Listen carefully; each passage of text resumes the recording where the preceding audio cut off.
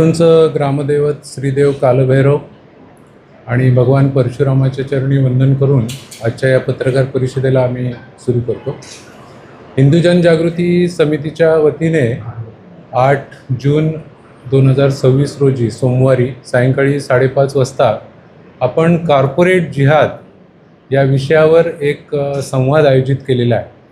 आपल्याला माहिती असेल की नाशिक येथील TCS जी कंपनी आहे, टाटा कन्सल्टन्सी सर्व्हिस, या कंपनीमध्ये काही दिवसांपूर्वी एक लव जिहादचं प्रकरण उघड झालं आणि ते इतकं गंभीर होतं की कित्येक हिंदू मुलींना, उच्च शिक्षित इंजिनियर असलेल्या हिंदू मुलींना यांचं धर्मांतरण केलं गेलं आणि त्यासाठी हे धर्मांतरण होण्यासाठी तिथली जी काही HR आहे निदा खान आणि तिने त्या कंपनीमध्ये नोकरीला लावलेले जे मुसलमान युवक आणि युवती आहेत, ह्या सर्वांचा एक पद्धतशीर षडयंत्राद्वारे उपयोग करून हे धर्मांतरण झालेलं आहे। आपल्याला माहिती असेल की जवळजवळ 40 दिवस ही निदा खान मिळाली नाही NIA सारख्या इन्व्हेस्टिगेशन एजन्सीला आणि त्यानंतर ती एका MIMच्या नगरसेवकाच्या घरी ती सापडलेली आहे। इतकं गंभीर हे प्रकरण आहे की ज्याच्यामध्ये एक राजकीय पक्ष पण गुंतलेला आहे, त्या पक्षातले लोक गुंतलेले आहेत।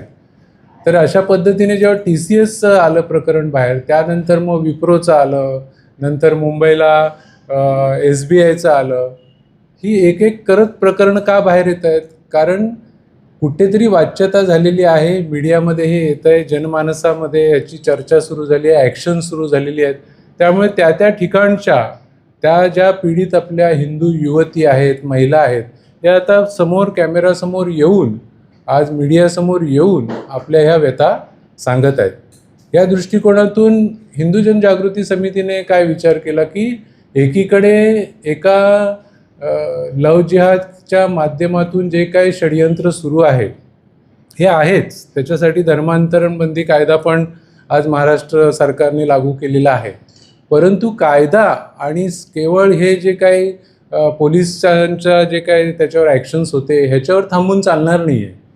तर हे जे काही षडयंत्र आहे हे अगदी गावोगावी शहरातून सुरू आहे आणि हिंदू समाज ज्याने या गोष्टींविषयी एकत्र येऊन चर्चा करायला हवी, घरातल्या आपल्या युवक युवतींना याविषयी जाणीव करून द्यायला हवी, त्यांना या षडयंत्राचं भयानकता त्यांच्या लक्षात आणून द्यायला हवी, ह्यासाठी आम्ही हा जनसंवाद महाराष्ट्रामध्ये सुरू केलेला आहे।